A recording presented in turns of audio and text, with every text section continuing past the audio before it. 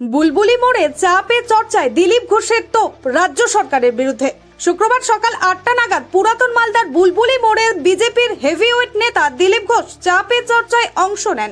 দলীয় নেতাকর্মীদের সম্বর্ধনা গ্রহণের পর সাংসদ খগেন মুর্মু, বিধায়ক গোপাল চন্দ্র সাহা এবং নগর মণ্ডলের নেতাদের সঙ্গে নিয়ে চায়ের আড্ডায় আলোচনা করেন তিনি। বক্তব্য রাখতে গিয়ে দিলীপ ঘোষ রাজ্য সরকারকে তীব্র কটাক্ষ করেন। চাকরি হারানোর প্রসঙ্গ তুলে তিনি শিক্ষামন্ত্রী এবং রাজ্য সরকারের ভূমিকা নিয়ে প্রশ্ন তোলেন। তার কথায় ব্রাত্য বসুর সঙ্গে চাকরিহারাদের বৈঠক অর্থহীন। এখন যার সিদ্ধান্ত নেবে আদালত। দিল্লিতে আন্দোলন করে লাভ হবে না, কারণ এটি দিল্লি সরকারের বিষয় নয়। রাজ্য কেন যোগ্য অযোগ্যদের তালিকা প্রকাশ করছে না?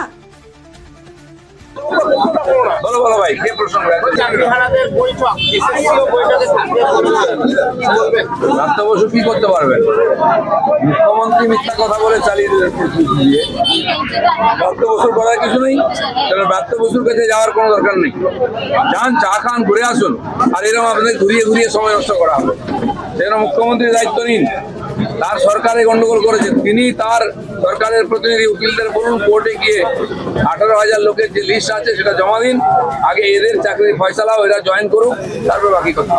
বলছি চাকরি প্রার্থীরা বলছে দিল্লিতে গিয়ে এবার তারা আন্দোলন করবে, তাদের পাশে থাকবেন আপনারা? না, আন্দোলন তো ওরা করতেই পারে যে কোনো জায়গায়, অসুবিধা নেই। দিল্লিতে করে কি লাভ হবে? দিল্লি সরকার কি গন্ডগোল করেছে? এখানকার সরকার টিএমসি পার্টি, এখানকার সরকারকে দায়িত্ব নিতে হবে। তারা কোর্টে গেছে, হাইকোর্ট যখন রায় দিল তার বিরুদ্ধে তারা সুপ্রিম কোর্টে গেছিলেন। এই জন্য তাদেরকে এই সুপ্রিম কোর্টে বলতে হবে যে সুবিচার হোক, এই 18,000 যোগ্য প্রার্থী চাকরি ফিরিয়ে দিন। বলছেন যোগ্য অযোগ্য তালিকা সিবিআই জানে, এসএসসি জানে।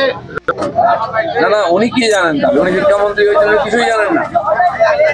কেন ওনার কাছে যাওয়ার দরকার নেই? আমি তো বলছি যে জানে তারা গিয়ে কোর্টে আপিল করুক। রাজ্য সরকার কিছু করবে না, এরাই টাকা খেয়েছে 800 কোটি। এরা চাই, এরাই ঘেঁটে দিচ্ছে যাতে যোগ্য অযোগ্য না আলাদা হয়। মমতা ব্যানার্জি একবারও যোগ্য অযোগ্য বলেননি। তারা চান না সমাধান হোক। ওদের চুরির জন্য 8,000 লোকের জন্য 18,000 লোক রাস্তায় বসে গেছে যারা যোগ্য। এই সরকারের উপরে কোনো ভরসা নাই। এদের উপর ভরসা করা মানে সময় নষ্ট করা।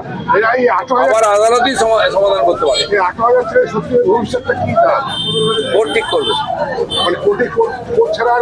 কোনো উপায় নেই। কারণ সরকার যেটা করতে পারে, 18,000 লোকের কাছে তাদের লিস্ট আছে, সেই লিস্ট আপিল করুক কোর্টে গিয়ে যে এই লিস্ট আছে এটাই যোগ্য প্রার্থী, এদের চাকরি ফেরত দিন। কারণ তাদের চাকরি যাওয়ার কোনো কথা নাই, তারা কোনো চুরি করেনি, অপরাধ করেনি, তারা কেন সাজা পাবে?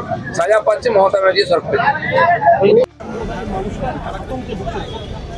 পশ্চিমবাংলার হিন্দুরা আজই ভয় করছে যে আর বাংলায় থাকা যাবে না, পশ্চিম বাংলাদেশ তৈরি হয়ে যাবে। আমরা এটা বারবার বলছিলাম। কথাবাড়ির মতো ঘটনা বা একাধিক ঘটনা ঘটেছে, মুর্শিদাবাদের চাউবানা থেকে আরম্ভ করে মেদিনীপুর, নদিয়া সব জায়গায় ঘটছে। তার থেকে হিন্দুরা সচেতন হয়ে নিজের সুরক্ষার দায়িত্ব নিয়ে নিজে সংগঠিত হচ্ছে। তার জন্য সারা পশ্চিমবাংলা জুড়ে দেখুন এত রামনবমী সহায়ক।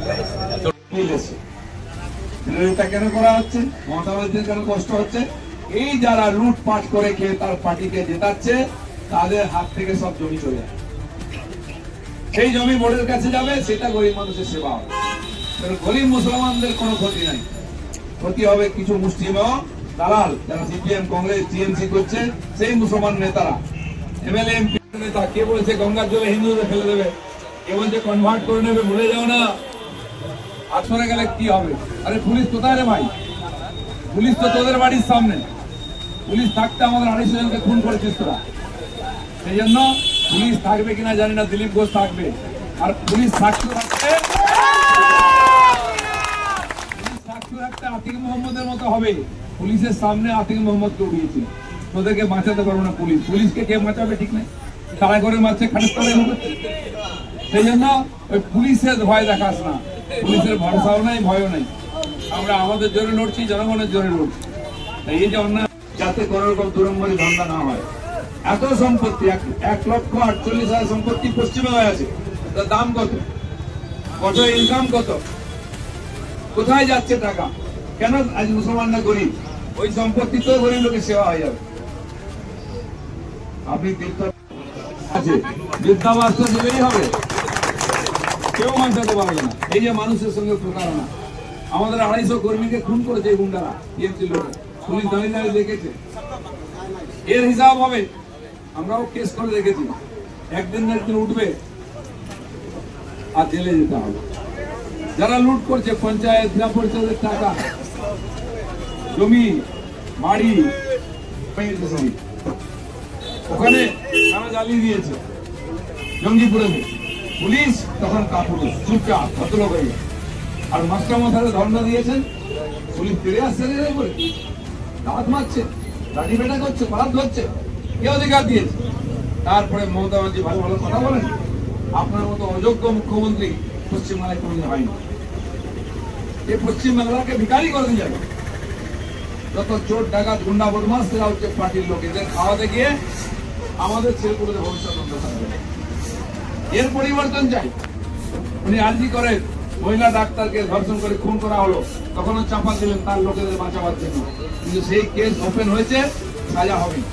ঠিক একই ভাবে এই যে 26,000 বৈধ অবৈধ চাকরি তার লোকেরা চুরি করে চলে গেছে, খারাপ হতে যাচ্ছে। এই মমতা ব্যানার্জি সরকার যতদিন থাকবে দুর্নীতি বাড়বে, হিংসা বাড়বে, লুটপাট বাড়বে। আর এই এরকম লোকের কাছ থেকে টাকা নিলে লোক এতে রাস্তায় বেরোবে, মার কাট শুরু হবে, কেউ শান্তিতে থাকতে হবে। সেই সময় আসছে। সেই জন্য যারা পশ্চিমবাংলার মানুষ, আমরা মালদার লোক সচেতন। আপনার এমপি জিতিয়েছেন দুবার, এমএলএ জেতাচ্ছেন, কিন্তু পুরো মালদা থেকে যেমন এক সময় টিএমসির কোন এমএলএ এমপি ছিল না, এর আগের নির্বাচনে কি অগেন্দা পুরনো লোক, এখন মারপিট করে ভয় দেখিয়ে কেনাকাটা করে নিয়েছে।